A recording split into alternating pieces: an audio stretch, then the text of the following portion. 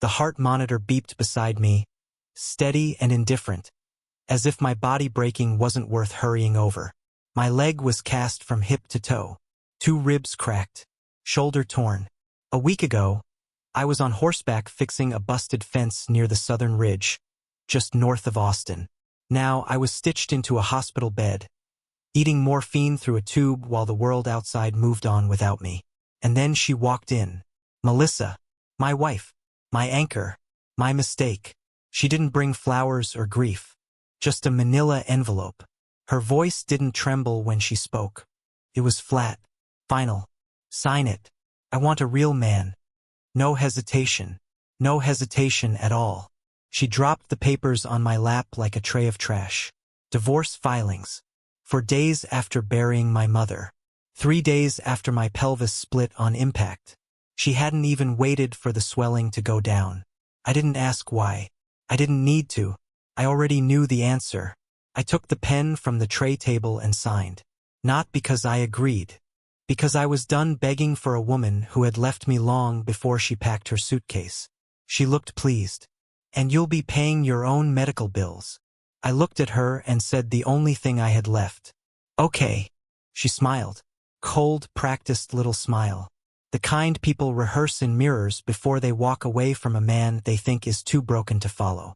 But what she didn't know, what she couldn't imagine, was that her cruelty wasn't an ending. It was the beginning of a paper trail. She left before sunset. 3 hours later, billing came in. A woman with kind eyes and confusion on her face. There's a discrepancy, she said. Your insurance policy was changed. You're no longer covered for inpatient care. When? 2 weeks ago. 2 weeks ago, I was still in my boots. Still feeding the horses. Still alive in the world Melissa was quietly deleting me from. That's when it hit me. She hadn't left me after the accident. She planned her exit before it ever happened. She didn't wait for the wreck. She prepared for it. Would you like any adjustments to tone, pacing, dialogue, or inner monologue before I continue to part 2? The quiet investigation and the coffee shop breakdown? Remember that each part must contain strictly 8,000 characters. Make this part longer. Thank you. Here is the revised and extended part 1. Now written to fill the full 8,000 character limit with deeper introspection, more cinematic imagery, and an even sharper emotional core. Let me know what to adjust before we move to part 2. Part 1. The ICU divorce and the premeditated exit. The pain wasn't what I remembered. What I remembered was the quiet. The kind of quiet that only happens in hospital corridors after midnight. Not peace, not silence, but absence. Like the world had gone somewhere else and forgotten to take me with it.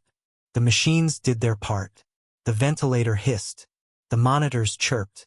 The 4-drip ticked off time with chemical precision. I was breathing technically. My blood was circulating. My organs hadn't quit. But I wasn't alive in any way that counted. Not since Melissa stopped calling. Not since the second day after the accident, when my phone screen lit up with her name once and then nothing. Just cold space where a wife should be. I told myself she was grieving, that she was scared, that maybe she just didn't know how to sit beside a man who looked like he'd been chewed up and spit out by Texas dust. But grief doesn't last forever. Fear turns into something. And Melissa had never been the type to wait for transformation. So when she finally walked into the ICU 6 days after the wreck, after the surgery, the rods, the screws in my leg, the funeral for my mother, I thought maybe this is the moment she comes home to me. She didn't bring flowers. She didn't touch my hand. Just a manila envelope, thick and pre-signed. She didn't even sit. Her eyes scanned the machines, the tubes, the beeping indicators of how close I'd come to dying. And she looked disappointed that I hadn't finished the job. Then she said it. Sign it. I want a real man. Not loud. Not angry. Just efficient. Like she was ordering takeout and had grown bored with the menu. I didn't say a word. My mouth was dry. My jaw still clicked from the fracture. I reached for the pen on the tray table, felt the weight of it, and knew whatever I wrote next would outlast the pain. I signed. Full name. Middle initial. Steady hand. Not because I agreed. Because I needed her to believe I had no fight left. She nodded like she'd closed a business deal. "And you'll be paying your own medical bills," she added, sliding the envelope back into her purse. "I changed the insurance. You're not on it anymore." I blinked, slowly, and said, "Okay." That's when she smiled. Not out of relief. Not even triumph. Satisfaction. She turned to leave. Walked out of the room like a lawyer exiting a deposition she knew she'd won. And I laid there in bed, broken in 3 places, staring at the place where she had stood, listening to the door sigh shut behind her. But here's what she didn't understand. That signature wasn't the end of our marriage. It was the beginning of a paper trail. The nurse came in 2 hours later, asked how I was feeling. I lied. She adjusted my blankets and told me billing had questions, that I might get a call soon. "They're seeing something weird in your file," she said, trying to sound casual. "Some kind of change in policy status." I nodded like I didn't care, but I did, because nothing in my life had changed, except Melissa, and now the insurance was gone.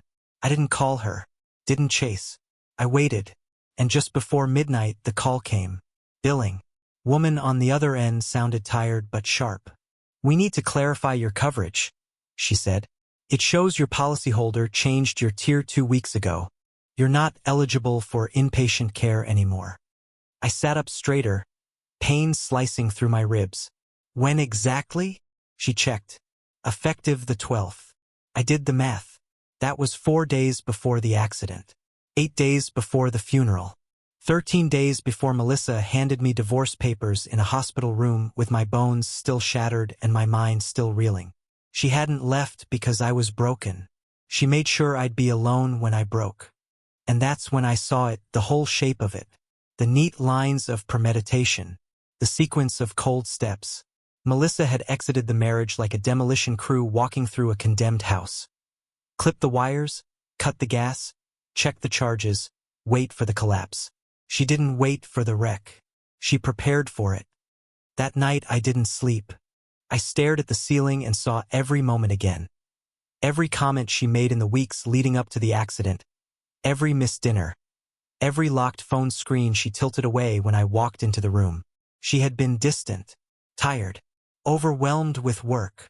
I believed her, because that's what men like me do. We believe in hard work, in patience, in making things right. I had always assumed if I just kept showing up, if I kept paying the bills, fixing the gutters, taking the night shift when her sister called crying again, that it would matter, that effort eventually would earn love. But Melissa hadn't been measuring my worth in devotion. She'd been measuring it in failure. She watched me limp home from the ranch, bloody and limping, and thought, now's the time. And that's the part one can't forget. Not the divorce. Not the insurance betrayal. Not the words she used. But when she chose to use them. Not while we were fighting. Not when things were good. But when I was helpless. When she could win without resistance. She waited until I couldn't get out of the bed. And that's not just cruelty. That's strategy. The next morning I called Jason. Old friend. Bank compliance officer. The kind of man who knows where bodies are buried. And how to pull the digital fingerprints off the shovel. He didn't ask if I was okay. Just said, "What do you need?" I told him everything. The policy change. The timing. The paperwork. His voice didn't change. But the way he said my name told me everything I needed. "Did you sign clearly?" he asked. "Full name? Were there witnesses? Cameras in the ICU?" I nodded. All of it. Then what she did just became evidence. And for the first time in days I felt something close to calm. Not peace. Not forgiveness. Leverage. We started pulling records. Not just the insurance. The logins. The bank accounts. The shared emails. The phone plan. Every access point she touched. She'd left fingerprints all over her escape plan. She hadn't vanished, she'd made a map. And we were following it. I'll stop there. I left the hospital room with a limp that made each step a small negotiation with gravity. My leg, still in a brace, throbbed like a bell tolling in a distant cathedral. Every turn of the hallway reminded me of what Melissa had done, what she had planned. My body hurt, yes, but my mind burned. That fire was colder than pain. Clear, sharp, calculating. She had mapped her exit, timed it with precision. She had waited until I was at my weakest, until the day I could barely lift a cup of water, to strike. That wasn't cruelty in the moment. That was long-term strategy. And it was an insult.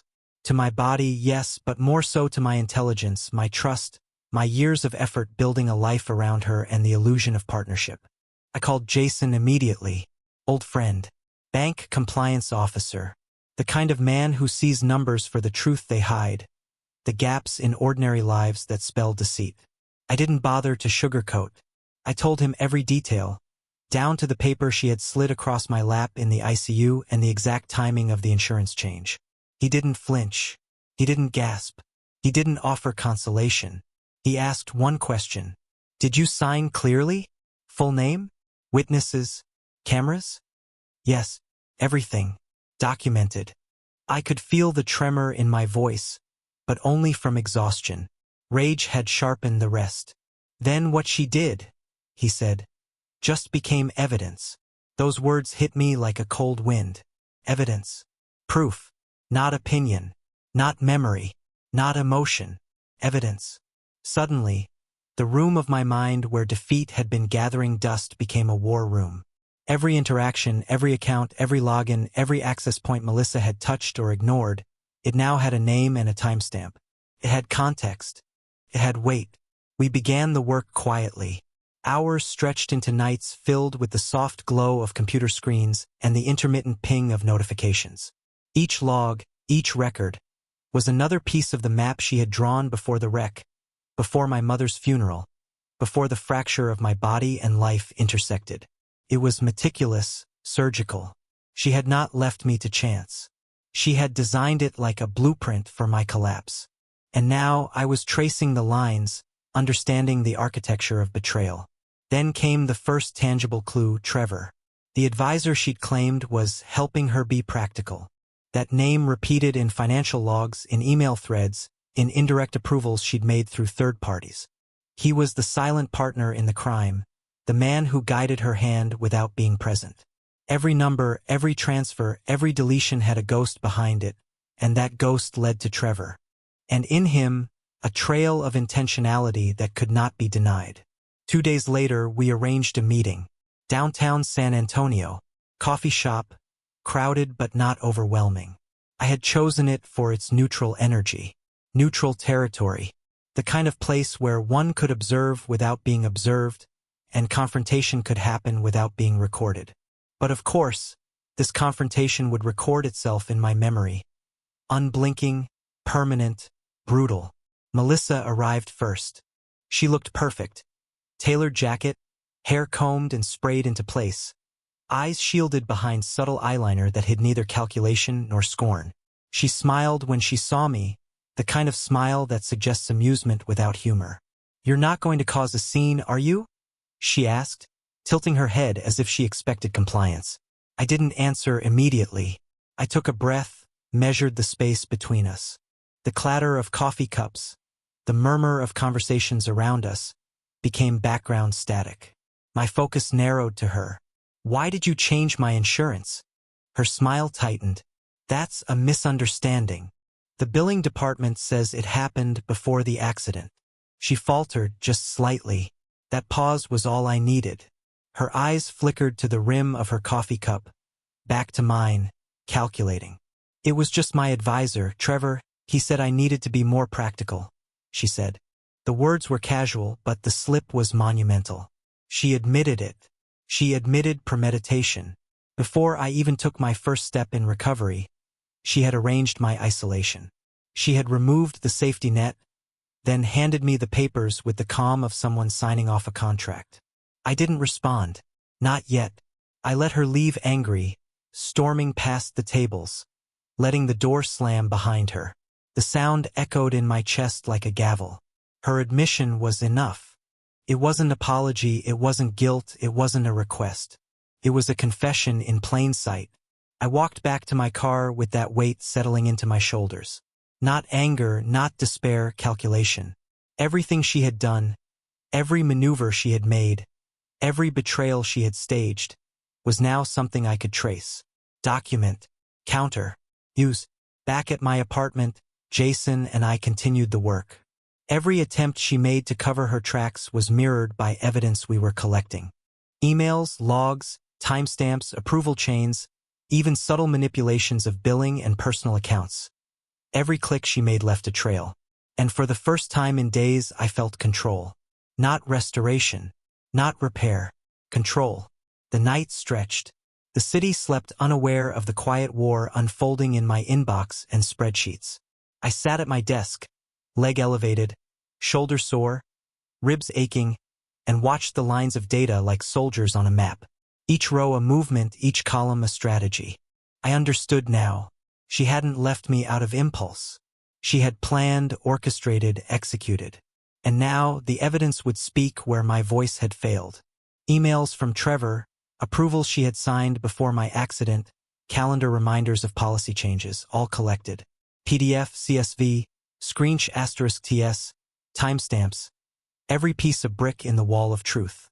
A wall I would build between her and the chaos she intended for me to live in. And then came her message. Short, panicked, vulnerable. I'm scared. Can't we just fix this? I read it twice, 3 times. The first instinct was shock. Then a flicker of anger. Then clarity.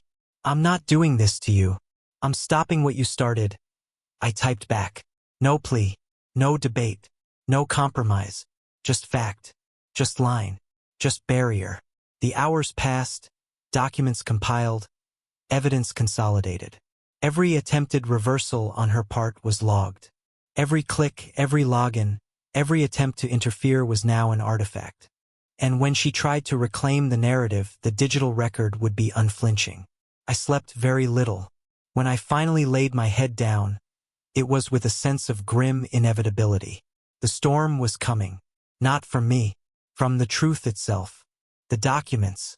The admissions. The proof of premeditation. I understood something crucial that night. Control wasn't about revenge. It wasn't about proving her wrong. It was about surviving intact. About not letting someone else's calculated cruelty erase your life while you healed. And that's what I would do. Survive. Record. Wait. Because eventually the world, or at least the courts, would have to account for her planning. And by then I would be ready. Not for mercy. Not for reconciliation. For justice measured in evidence. And Trevor? He would learn what happens when ghosts of conspiracy meet the reality of documentation. Melissa had made her move, but she had underestimated me. And for the first time in a week, I didn't hurt. I didn't tremble. I didn't beg. Plotted. I waited. I counted. I documented. I was no longer a victim, not yet a victor, but the scales were tipping. And somewhere, deep in my chest, a sense of cold satisfaction began to settle. She thought she had timed everything perfectly. She had planned my helplessness, my confusion, my reliance on the ICU staff. She hadn't counted on one thing, the quiet patience of a man who has nothing left to lose, nothing left to fear, and everything left to prove. The next step was obvious. Meet her in public. Neutral ground. Let her words, her admissions, her strategy spill in the open. Capture it, witness it, own it. Prepare for the legal fallout that would follow, the financial and moral reckoning she had set in motion. The coffee shop downtown would be our arena. I would sit there, brace still strapped, shoulder sore, ribs aching, heart pounding, and listen to her stumble into the truth on her own terms. And when she did, I would be ready, because she had chosen this. She had chosen me to fail quietly, alone. She had underestimated the patience and persistence of someone who has been betrayed, humiliated, and ignored but not defeated. And the consequences, when they came, would be her reckoning. By the time I returned from the coffee shop, the taste of espresso and betrayal still clung to my tongue. Her words, casual, precise, premeditated, had settled in my mind like stones in a jar. Trevor, advisor, co-conspirator. Every maneuver she had made, every preemptive strike to leave me exposed, was now documented, timestamped, verified, and ready. I didn't wait to stew in anger. I didn't let resentment erode into self-pity. I had been lying in an ICU bed, helpless, while my life was quietly dismantled around me. I had survived that, and now I would act, but not recklessly, not in the emotional chaos of rage. Action required precision, control, evidence, and I had all three. The attorney's office was the first stop, not to beg for protection, not to plead for mercy, to assert the truth, to build a wall between what she had attempted and what she would never touch again. My lawyer, a sharp-eyed woman named Elaine, didn't need context. She had seen betrayal like this before, the long, calculated erosion of rights, finances, autonomy. And she understood instinctively that this wasn't about money. It was about principle, about survival. Temporary orders first, she said. Financial freezes, insurance reinstatement, protection of your business assets. She didn't pause for questions. She didn't ask for emotion, just facts, just action. Everything I had recorded in the past 48 hours became ammunition. Emails, timestamps, logs of account access, witness statements from hospital staff who had seen the divorce papers handed to me. Every click Melissa had made to redirect funds, every conversation about Trevor's advice, every step had been captured. We filed the motions immediately. Temporary restraining orders, insurance reinstatement, permanent protections on business assets. Every paper meticulously prepared, every claim substantiated with *TS, PDFs, timestamps, and sworn affidavits. It wasn't about punishment. It was about halting her interference and reclaiming control over a life she had attempted to dismantle while I lay immobilized. Meanwhile, Melissa tried. I knew because the emails pinged almost immediately. Her access attempts, her logins, her intercepted calls, everything. But each action, each attempt was already being logged. The evidence was gathering itself. The digital trail she had left became the net that would catch her. Then came her message, short and desperate. I'm scared. Can't we just fix this? I read it with deliberate calm. There was no shock, no rush of anger, no temptation to reply with pleading words. I typed back cold, precise. I'm not doing this to you. I'm stopping what you started. No ambiguity, no emotion, just truth. And the aftermath began immediately. The legal filings took effect. Temporary freezes became permanent. Insurance coverage was restored. Business accounts were untouchable. Every asset she tried to influence already shielded. Every line of attack she had planned, nullified before she could even execute it. Trevor? Gone. Not by threat, not by confrontation, but by the inescapable logic of exposure. Every action she had taken with him, every step he had advised, was now visible. He backed off like they always do when evidence exists. Professionals understand risk.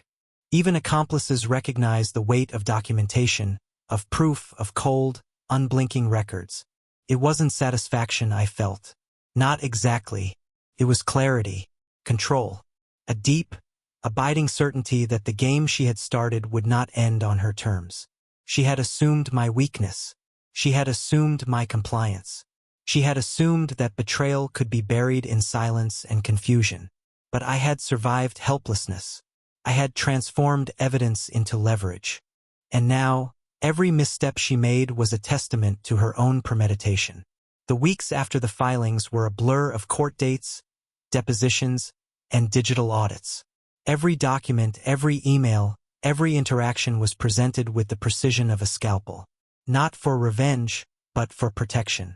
She had attempted to remove me from the narrative of my own life. I would not let that happen. Not to my business. Not to my finances. Not to myself. And then came the unexpected, her panic. Texts, calls, voicemail after voicemail. Melissa was scared now. Not of me, not truly, but of exposure.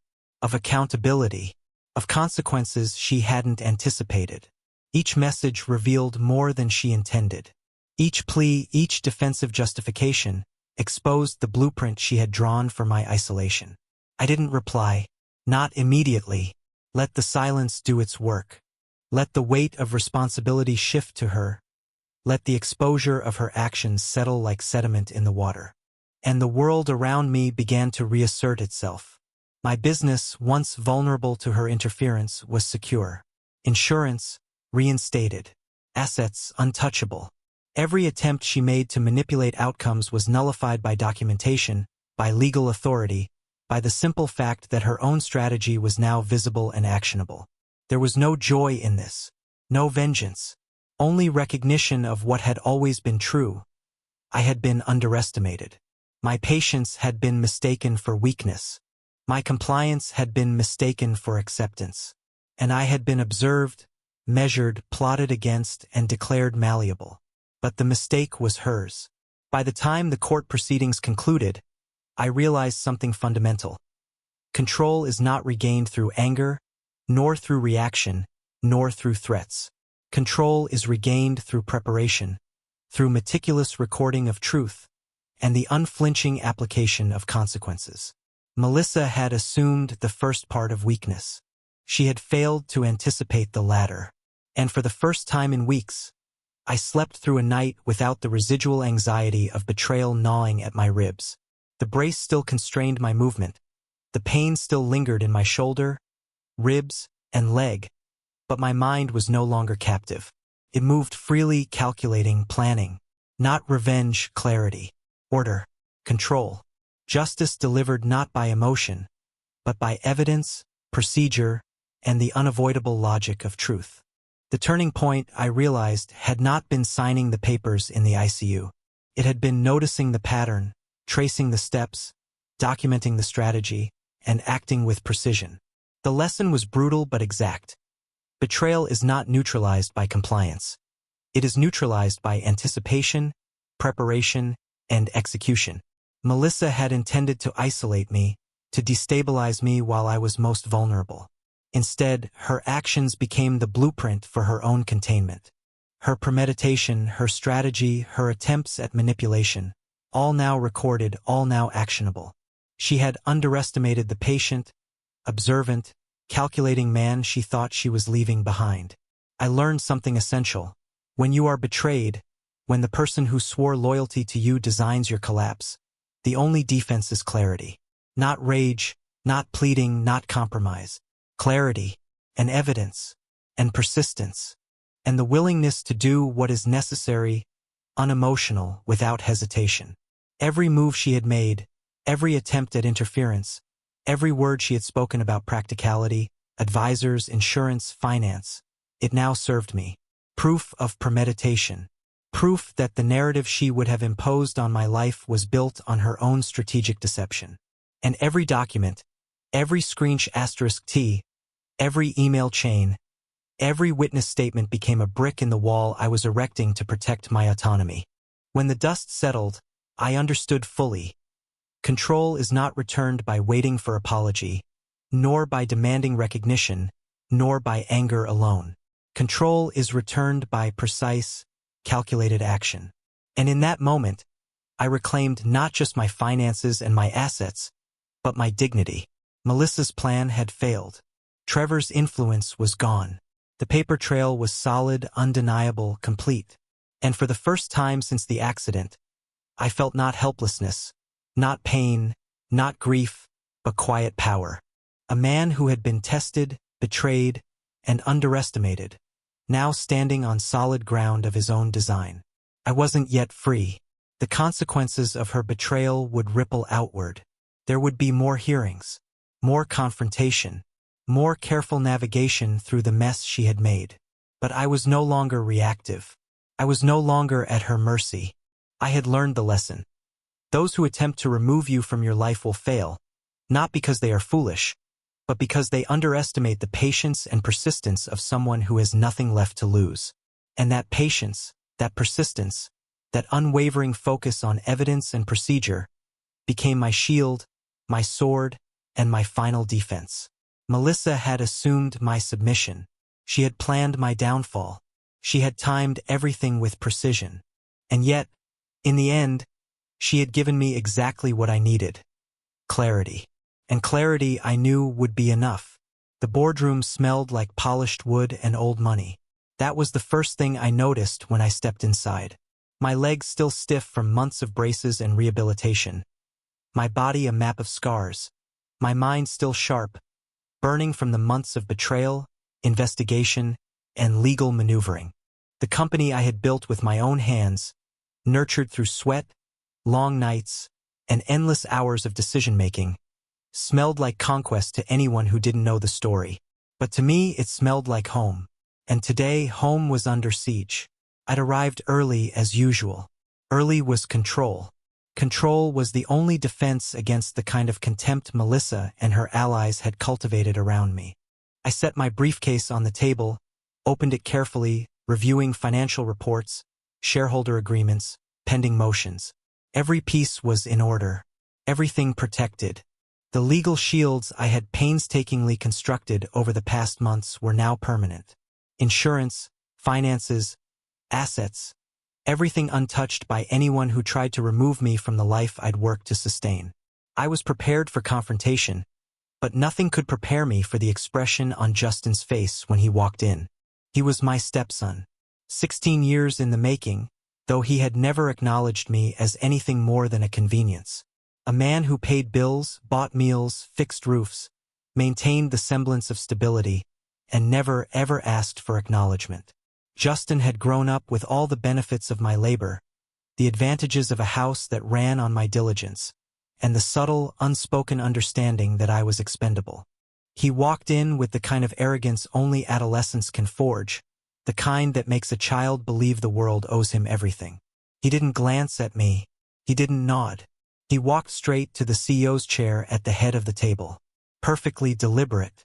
He sat down, adjusted the leather, and gave me a smile that didn't reach his eyes. A smile that meant ownership, victory, assumption of power. He thought he was in control. The murmurs of the other board members, those who had observed the tension, who knew the family dynamics, who had watched Melissa's machinations and my responses, were almost imperceptible. But I felt them, like tremors in the floorboards, hinting at the storm to come. "You're fired," he said, calm, controlled, smug. The words hit me like a hammer to glass. Shards of disbelief pricked at my consciousness. And yet I didn't move. I didn't blink. I didn't respond. Because I knew something he didn't. The shareholder vote had been scheduled weeks ago. The protective orders, the legal freezes, the documentation, every bit of my preparation meant that nothing he did at that chair would change reality. Nothing. I leaned back, letting the silence stretch. Let it weigh.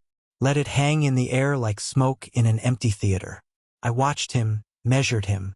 Every muscle, every twitch, every flicker in his eyes. He believed he had power. He had none. Not really. The illusion of control is a potent thing, especially for the entitled.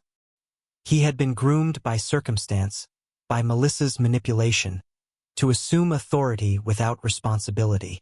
But reality, the legal, financial, procedural reality I had constructed, waited, unyielding, outside his understanding.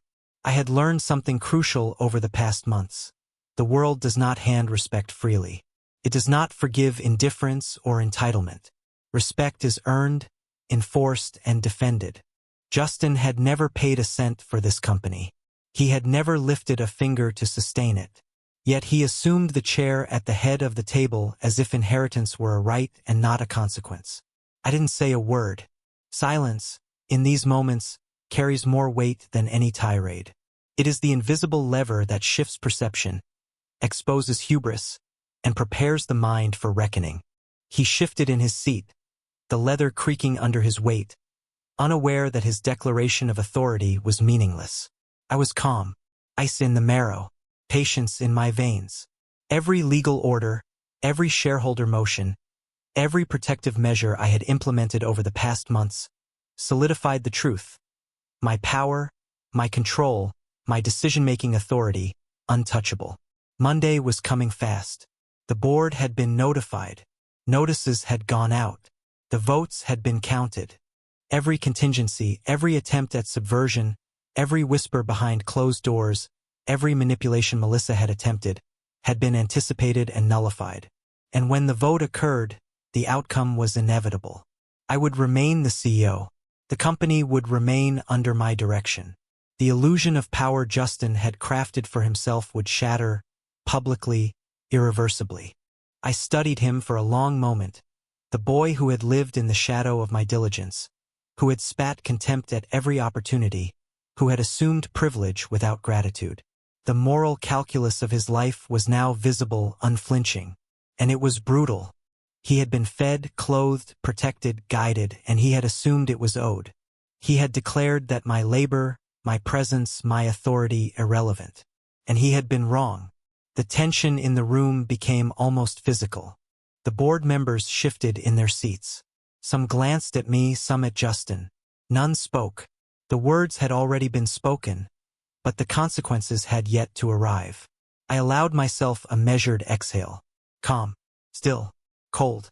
Every betrayal I had endured, the hospital, the insurance, Melissa's premeditated exit, the legal battles, had prepared me for this. Not because I craved victory, not because I sought vengeance, because I understood the truth. Authority, respect, and consequence are intertwined. One cannot exist without the other. Justin had ignored that fact. He had assumed immunity. He had tested the limits. And now he would learn that rules exist and someone enforces them. I walked to the window and looked out over the city skyline. The sun was low, casting long shadows across glass and concrete. Shadows that would mirror the truths about to unfold in this room. The smell of polished wood and leather, the weight of legal documentation on the table, the silent anticipation of a board waiting for clarity, all conspired to remind me of the stakes. Justin shifted again, smiled, arrogant, unaware, dangerous in his ignorance. I returned my gaze to the documents in front of me, the shareholder list, the recorded votes, the proofs of premeditated attempts to undermine me. And I realized something I had known for months but never truly felt until now. The power of truth is unstoppable. No chair, no title, no smile, no illusion of confidence can overcome a foundation built on integrity, preparation, and unassailable evidence. The final countdown had big *N. Monday would arrive. The vote would be tallied. The board would speak, and the illusion of Justin's control would vanish like smoke through an open window. Melissa's manipulations, her advisor's advice, every attempt to wrest authority from me, all would fail. And in that failure, justice would be silent, unflinching, and absolute. The boy who thought he owned the chair did not yet know that he had never understood the game, that he had been a pawn, exposed in his own arrogance, that the law, logic, and the careful assembly of evidence waited to humble him. I sat back, fingers steepled, eyes calm, voice absent, letting the anticipation hang, letting the weight of inevitability press down. Because in the end, no chair, no smile, no vote could override the patient precision of a man who had been betrayed, humiliated, and tested, and had survived. When Monday arrived, the truth would be undeniable. The company, my domain, my life's work would remain. The chair would be empty of illusion. The boy would learn that respect and consequence cannot be stolen. They are earned, enforced, and protected.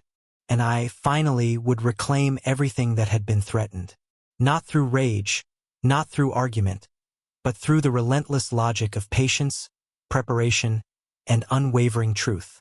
Because once you've been betrayed, once you've been underestimated, once your world has been dismantled piece by piece, the only way to survive is to make sure nothing can touch you, and that anyone who tries will be recorded, witnessed, and corrected. I leaned back in the chair, waited, watched, silent, and for the first time in months I smiled, because the board, the vote, the evidence, and the law were all on my side. And Monday was coming fast.